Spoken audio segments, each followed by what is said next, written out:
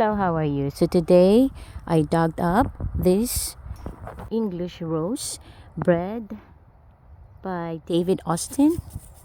Not sure if you can see it well. The name is Gabriel Oak, and I will be planting it together with lavender. So lavender and roses are a classic staple of an English cottage garden because they share the similar condition in planting. The colors of the lavenders and the roses matches. It blends beautifully together. Lavender is a good companion plant of roses because lavender can deter aphids and other pests that would affect the roses. I have dug the hole that is twice as big and as wide, so the roots of the roses will have some room to grow and spread. When planting roses, you have to make sure to put some organic matter. In my case, I have to combine an organic rose stone for a bigger blooms later on.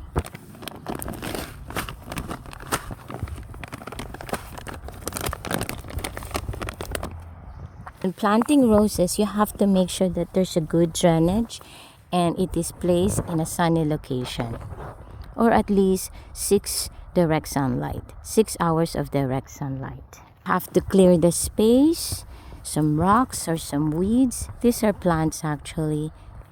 These crawls are spread, and this eventually dried up. It doesn't stay in one place. That is fine even if it is closer to this rose.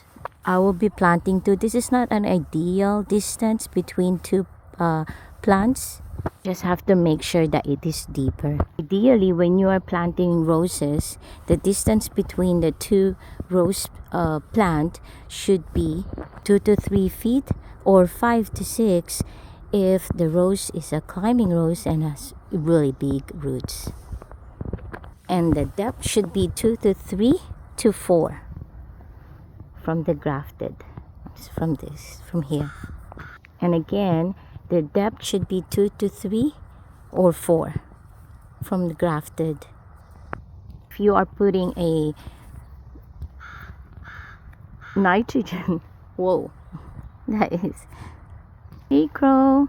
If you're putting a fertilizer, you can use a bone meal or a used coffee ground.